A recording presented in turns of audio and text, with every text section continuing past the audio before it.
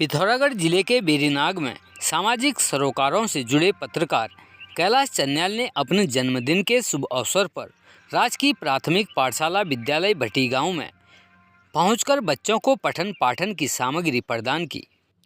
इस दौरान उन्होंने कहा, सरकारी स्कूलों में छात्र संख्या बढ़ानी होगी, साथ ही सरकारी स्कूलों में शिक्षा को बेहतर बनाने के लिए हम सभी को कार्य करना होगा। वहीं पठन पाठन की सामग्री पाकर सभी स्कूली बच्चे काफ़ी खुश नजर आए। इसके लिए विद्यालय परिवार ने कैलाश चन्याल का आभार व्यक्त किया। पिथौरागढ़ जिला शिक्षा अधिकारी माध्यमिक के द्वारा मतदाता जागरूकता वाहन रूट चार्ट संबंधी आदेश के क्रम में क्षेत्र पंचायत ऑफिस डीडीहाट में उपस्थित कर्मचारियों के साथ निर्वाचन शपथ कार्यक्रम का आयोजन किया गया। इस दौरान ऑफिस के उपस्थित सभी कर्मचारियों ने ग्राम विकास अधिकारी की उपस्थिति में लोकसभा निर्वाचन 2024 के लिए मतदान की शपथ ली। उसके पश्चात मतदान वाहन से ग्राम छनपट्टा छनदार पहुंचकर कुछ ग्रामीणों को लोकसभा 100% वोट हेतु प्रेरित किया गया और निर्वाचन की शपथ दिलाई गई। वहीं अटल उत्कृष्ट राजकीय इंटर कॉलेज डीडीहाट में प्रधानाचार्य प्रेम सिंह पापड़ा द्वारा वोट की महत्व और आवश्यकता के विषय में विस्तार पूर्वक जानकारी दी गई। पिथौरागढ़ असंगठित कर्मगार मजदूर कल्याण संघ के अध्यक्ष प्रेमराम की अध्यक्षता में आज संगठन पदाधिकारी व मजदूरों के द्वारा श्रम विभाग पिथौरागढ़ व जिला अधिकारी से मुलाकात की गई। इस दौरान उन्होंने कहा कि बाहरी राज्यों से पिथौरागढ़ जनपद में रोजी रोटी की तलाश में आए मजदूरों का केसीसी कंपनी के द्वारा 2 माह का भुगतान नहीं होने पर उन्हें अब खाने पीने के लाले पड़े हुए हैं।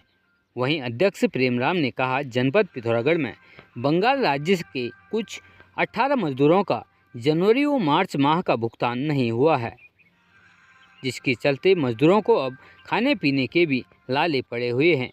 वहीं अध्यक्ष प्रेमराम ने डीएम पिथौरागढ़ व श्रम विभाग अधिकारी से मुलाकात कर जल्द से जल्द सभी मजदूरों का बकाया भुगतान करवाने की मांग की है। सुपरवाइजर वकील गौतम इनके साथ रहे थे। पूरे जनवरी का काम आजकल में शुरू करने के नाम पर बैठाया गया।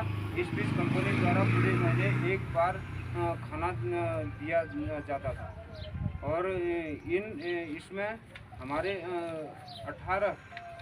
लगभग 18 मजदूर हैं, जिनका जनवरी और मार्च का पैसा रुका हुआ है। हमें श्रम विभाग एवं हमारे जिलाधिकारी को हम एक पत्र लिखेंगे, जिससे हमारे मजदूरों को और इनका भुगतान करने की कृपा करेंगे। सुभाषनगर क्षेत्र में गमी की होली करने घर आई बहन रानी की भाई रामू ने गला दबाकर हत्या कर दी। फिर कमरे में ही 4 फीट गहरा गड्ढा खोदकर उसका शव दबा दिया। किसी को शक न हो इसके लिए उस कमरे में फर्श भी डाल दिया।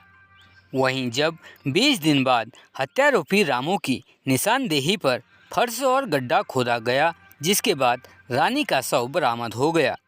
बहन द्वारा ऑटो के लिए दिए गए 51,000 रुपये का तकादा करने पर हत्या की बात सामने आई है। हत्यारोपी रामू का कहना है कि बहन शराब पीकर घूमती थी, आए दिन विवाद करती थी। इसको लेकर के लोग ताने भी मारते थे, जिससे बेइज्जती हो रही थी, इसलिए उसने ठिकाने लगा दिया। बता दें कि रानी की उत्तराखंड के रुद्रपुर स्थित शिवनगर के अलकेश से शादी हुई थी। रानी की एक 18 वर्षीय बेटी व 2 बेटे हैं। गमी की होली के लिए वह 15 मार्च को ही मायके आई हुई थी, जिसके बाद कुछ पता न चलने पर 27 मार्च को पति अलकेश ने सुभाषनगर थाने में पत्नी की गुमशुदगी कराई थी। सभी रानी की तलाश में जुटे थे। इसी बीच रामू बेफिक्र दिखा।